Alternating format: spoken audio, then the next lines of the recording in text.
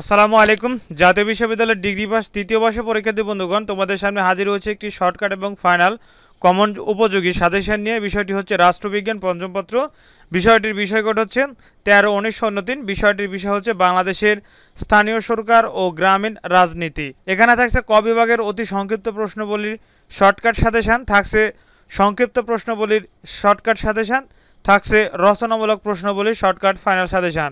তো তোমরা যদি রাষ্ট্রবিজ্ঞান এই পঞ্চপত্রের সাথে সাথে কমপ্লিট করে ইনশাআল্লাহ তোমাদের পরীক্ষা 80 থেকে 90% প্রশ্ন কমন আসবে। তো তোমাদের রাষ্ট্রবিজ্ঞান পঞ্চম পত্রের পরীক্ষা অনুষ্ঠিত হবে আগামী 5 ডিসেম্বর 2024 বৃহস্পতিবার।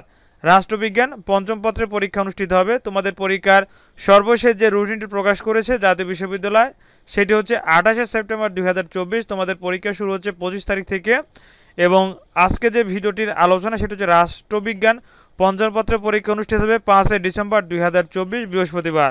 তো তোমরা যারা রাষ্ট্রবিজ্ঞান পঞ্চম পত্রের শর্টকাট এই ফাইনাল সাজেশনটি ইনশাআল্লাহ নিতে চাও, স্ক্রিনে দেখানো হোয়াটসঅ্যাপ নাম্বার বা এই নাম্বারে ইমো আছে, তোমরা চাইলে ইমো অথবা হোয়াটসঅ্যাপে যোগাযোগ করে অল্প পারিশ্রমিকের বিনিময়ে তোমরা সাজেশনটি ইনশাআল্লাহ আমার কাছ থেকে নিতে পারবে।